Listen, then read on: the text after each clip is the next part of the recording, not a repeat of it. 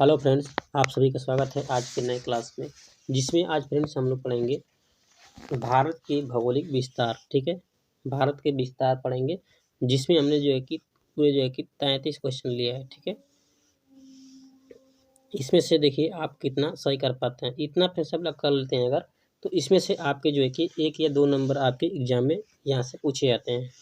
ठीक है, तो चलिए वीडियो को स्टार्ट करते हैं। इससे पहले आपसे रिक्वेस्ट है कि अगर हमारे चैनल को सब्सक्राइब नहीं किया तो सब्सक्राइब कर लीजिए, क्योंकि आपको इस प्रकार की वीडियो डेली टू डेली मिलती रहेगी। ठीक है, चलिए वीडियो को स्टार्ट करते हैं। ये रहा आपका पहला क्वेश्चन, दिया कि प्राचीन भारतीय भौगोलिक मान्यता के अनुसार भारतवर्ष किस द्वीप का अंग था। ठीक है, तो देखिए जो है कि प्राचीन भारतीय भौगोलिक मान्यता के अनुसार भारत जो है किस द्वीप का अंग था, तो ये था आपका जम्बू द्वीप। ठीक है, जम्बू द्वीप आपको याद रखना है, जो भारत था वो जम्बू द्वीप का ही भाग था। ठीक है, तो आपका इसमें बी नंबर हो जाएगा राइट ऑप्शन।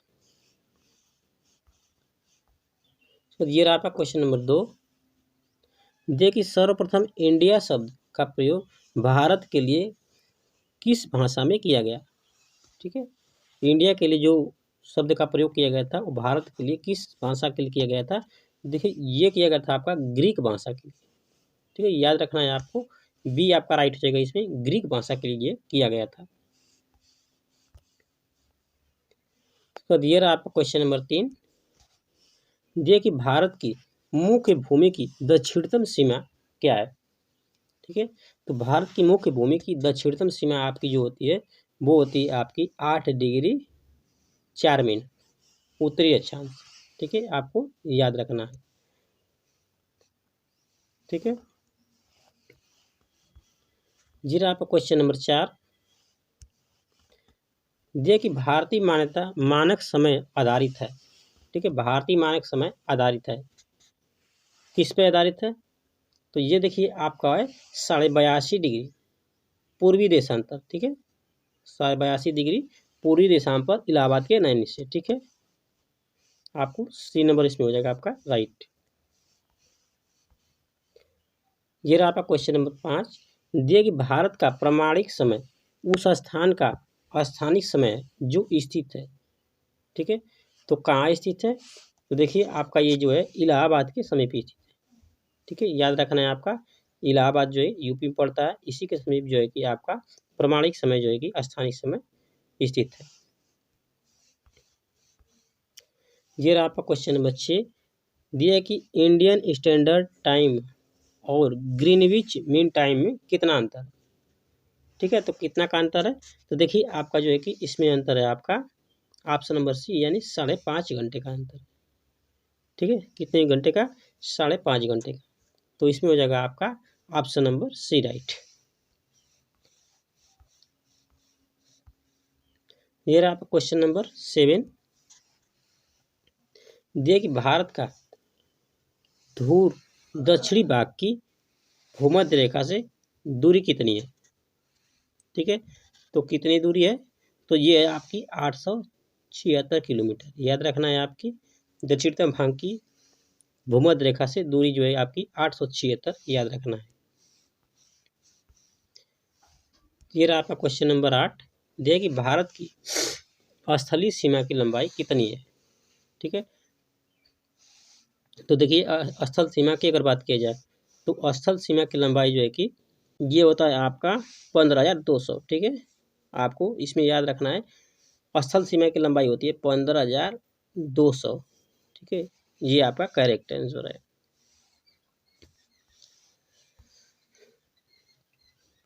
ये आपका क्वेश्चन नंबर 9 है। ठीक है, दिया कि द्वीपों सहित भारत के तटीय रेखा की लंबाई कितनी है।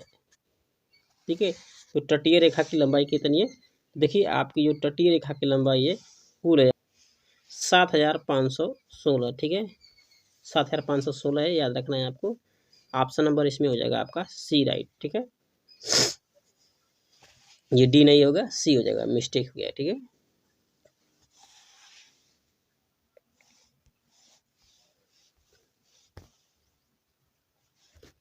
जी रहा आपका क्वेश्चन नंबर 10, दिया कि भारत की उत्तर से दक्षिण तक की लंबाई है। ठीक है। तो उत्तर से दक्षिण तक की लंबाई जो है आपकी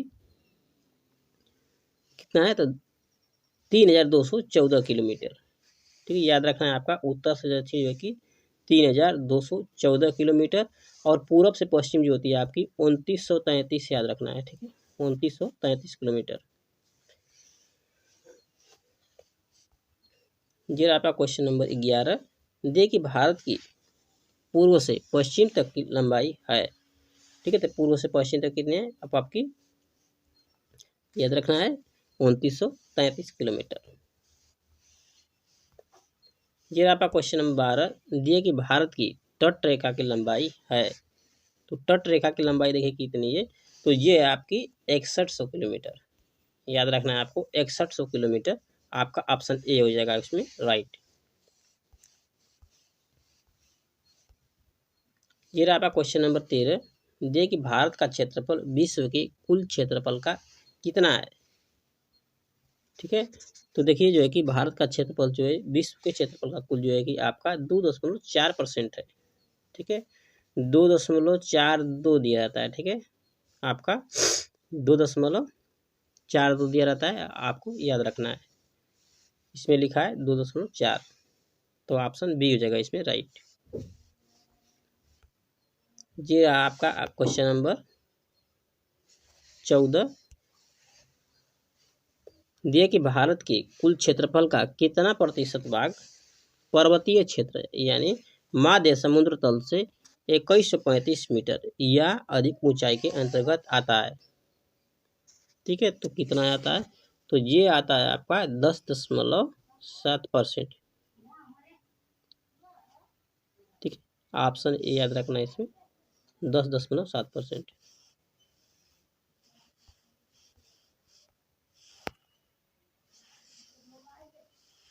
ये रहा आपका क्वेश्चन नंबर 15। दिया कि संपूर्ण भारत के कितने प्रतिशत भूभाग पर पर्वत और पहाड़ियों का विस्तार पाया जाता है। ठीक है, तो कितने प्रतिशत पर पाया जाता है, तो ये पाया जाता है आपका 29.3%। ठीक है, 29 आपको याद रखना है 3% पर क्या है आपका पहाड़ी और पर्वत का विस्तार है। ये रहा आपका क्वेश्चन नंबर 16। देखिए संपूर्ण भारत के कितने प्रतिशत भूभाग पर पठार का विस्तार पाया जाता है। ठीक है, तो पठार का विस्तार कितने प्रतिशत भूभाग पर पाया जाता है, तो ये पाया जाता है आपका पठार याद रखना है 27.7% पर। ठीक है, 27.7% पर आपका जो पाया जाता है वो पाया जाता है आपका पठार। ठीक है, याद रखना है ऑप्शन सी इसमें राइट हो जाएगा। जी आपका क्वेश्चन नंबर 17। देखिए संपूर्ण भारत के कितने प्रतिशत भूभाग पर मैदान का विस्तार है। ठीक है, तो मैदान का विस्तार की अगर बात किया जाए तो देखिए मैदान जो है आपका 43% भूभाग पर है। ठीक है, मैदान याद रखना है आपका 43% भूभाग पर। ठीक है, 43%।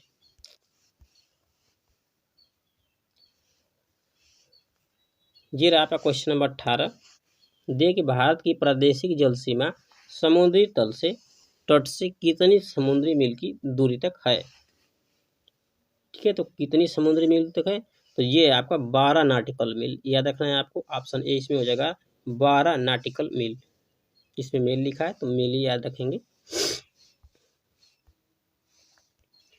ये रहा आपका क्वेश्चन नंबर 19। दिया कि भारत का संलग्न क्षेत्र प्रादेशिक जल सीमा के आगे कितने समुद्री मील की दूरी तक है। ठीक है, तो फिर से वही क्वेश्चन रिपीट कर दिया, तो वही क्वेश्चन नहीं है, थोड़ा सा बोला है। ठीक है, यहाँ पर जल सीमा से आगे लिखा है। ठीक है, तो जल सीमा से आगे जो है कि आपका 24 नाटिकल मील। ठीक है, 24 मील याद रखना है आपको, केवल 24 मील जो है कि है इसका। ठीक है, ये रहा आपका क्वेश्चन नंबर 20। दिया कि भारत का एकांतिक आर्थिक क्षेत्र संलग्न क्षेत्र के आगे कितने समुद्री मील की दूरी तक है, तो ये है आपकी याद रखना है आपका हो जाएगा बी नंबर इसमें राइट, 200 नाटिकल मील तक है। ठीक है, समुद्री मील की कितनी दूरी तक है, तो ये आपकी 200 मील तक। अगला क्वेश्चन आपका ये रहा 21 नंबर। देखिए कि भारत के कितने राज्य समुद्र के किनारे पर स्थित है। ठीक है, तो समुद्र के किनारे पर कितने राज्य स्थित हैं, तो ये हैं आपके 9 राज्य, याद रखना है। 9 राज्य जो है कि आपके समुद्र के किनारे स्थित है भारत के। ठीक है, ये रहा आपका क्वेश्चन नंबर 22। देखिए कि भारत में सबसे लंबी तटरेखा वाला राज्य कौन सा है, तो सबसे लंबी तटरेखा वाला राज्य है आपका गुजरात। ठीक है, गुजरात को आपको याद रखना है। गुजरात जो है कि सबसे लंबी तटरेखा वाला राज्य है। ये रहा आपका क्वेश्चन नंबर 23। दिया कि निम्नलिखित भारतीय राज्यों में से किससे कर्क रेखा नहीं गुजरती है। ठीक है, किससे होकर जो है कि कर्क रेखा नहीं गुजरती है, तो कर्क रेखा किससे नहीं गुजरती है, तो ये नहीं गुजरती है आपके उत्तर प्रदेश से नहीं गुजरती है। ठीक है, आपको अगर याद करना होगा तो देखिए ये जो है कुल मिलाकर के 8 राज्य से गुजरती है। ठीक है, आपको इसमें याद रखना है 8 राज्य से गुजरती है और उत्तर प्रदेश से नहीं गुजरती है। ये रहा आपका क्वेश्चन नंबर 24। दिया कि कौन सी अक्षांश रेखा भारत के मध्य से होकर गुजरती है। ठीक है, तो देखिए आपकी कौन सी रेखा मध्य से गुजरती है, तो कर्क रेखा। ठीक है, कर्क रेखा क्या कहता है, 23.5 डिग्री उत्तरी अक्षांश। ठीक है, उत्तरी अक्षांश इसको बोला जाता है 23.5 डिग्री उत्तरी, और मकर रेखा को बोला जाता है आपका 23.5 इंच दक्षिणी अक्षांश। ठीक है, विषुवत रेखा को आपको बोला जाता है 0 डिग्री अक्षांश। ठीक है, या इसको इक्वेटर भी बोला जाता है। ठीक है, याद रखना है, इक्वेटर भी कहते हैं इसको, 0 डिग्री रेखा। ये रहा आपका क्वेश्चन नंबर 25। देखिए कि कर्क रेखा भारत के कितने राज्यों से होकर गुजरती है। ठीक है, तो कर्क रेखा देखिए कितने राज्यों से गुजरती है, तो कर्क रेखा आपकी जो है कि भारत के 8 राज्यों से गुजरती है। ठीक है, याद रखना है। अब अगर आपको याद करना है तो याद रखना है आपको मित्र पर गमछा झार। ठीक है, मित्र पर गमछा झार। ठीक है, याद रखना है।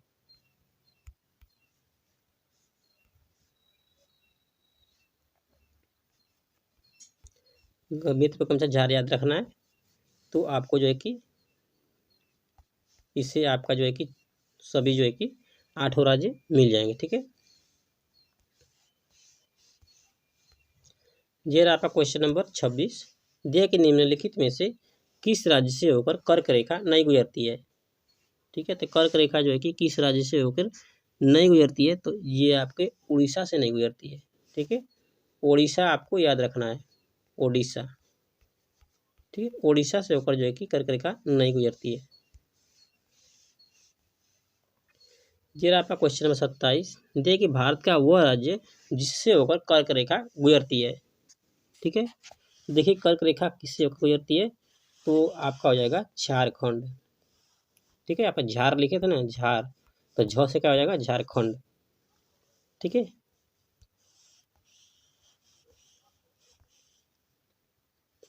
ये हो गया क्वेश्चन नंबर 28।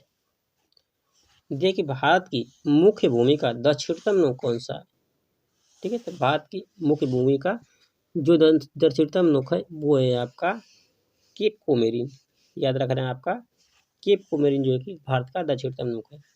ठीक है, दक्षिणतम बिंदु की बात की जाए तो दक्षिणतम बिंदु है आपका इंदिरा पॉइंट। ठीक है, इंदिरा पॉइंट है, इसका नाम अन्य नाम भी है, पिगलिमियम पॉइंट भी है। ठीक है, इसको पार्सन पॉइंट भी कहा जाता है, इंदिरा पॉइंट।